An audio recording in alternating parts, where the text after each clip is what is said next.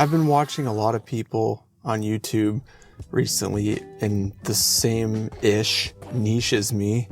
You know, I get experience from people, and there's a lot of people that create videos like, oh, it was so much better back when I was a kid, or I miss the good times, or whatever. A bunch of these like reminiscing videos where they think about the past and they have a kind of a nostalgic perspective on life and story to the video. And they're really entertaining. They're really fun to watch. And again, I've taken some inspiration from that. But I thought about the question more often, you know, is nostalgia actually real? And how real is it? How fake is it?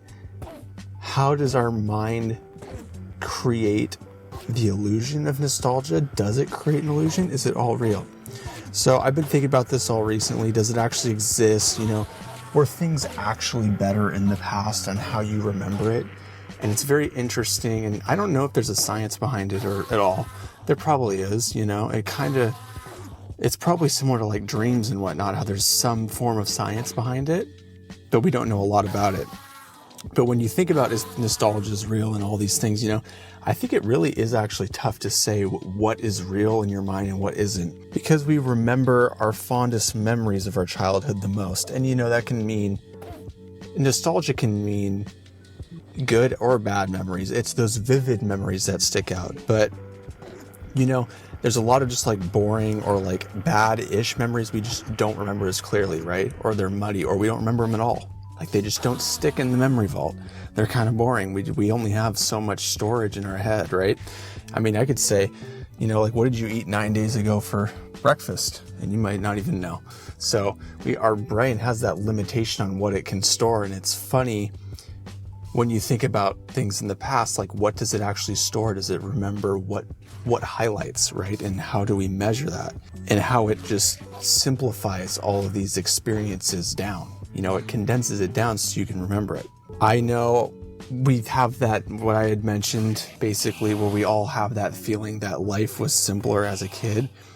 And, you know, you reminisce on it and you have that nostalgia where you're like, oh, I used to just play with my friends and do whatever. And it was nice. You just get back from school and you get your homework done at school, and then you wouldn't have any homework. You just go play with your friends. And then like on the weekends, all you did was play with your friends or play games or hang with your family, or you go with your family to here or that, whatever the story is, right? You think about life being simpler as a kid. This is a common like nostalgia point amongst like a lot of people in the community that create videos where I am, you know? And I agree, like it is true, but you know, if you take that example of like life was simpler as a kid, like you also have to remember, like when you were a kid, you're not remembering the part where your parents and your school teachers and everything literally ran your life, dog, right? Like you had no responsibility.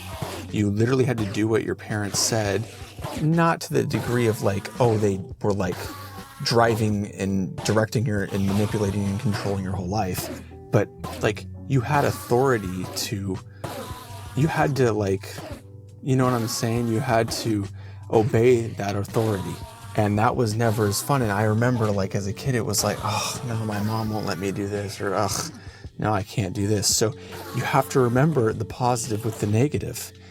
And we fantasize about that and we remember the good, but forget the bad, or not the bad, but just the unfortunate parts, right? Like the more like inconvenient parts, the parts that are just kind of annoying, like kind of boring, right?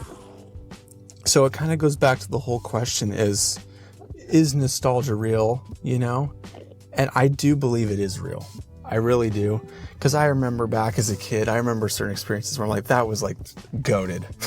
That was a goated experience. That was awesome. But, you know, I think nostalgia is in a way reminiscing on the past with a lens on, right?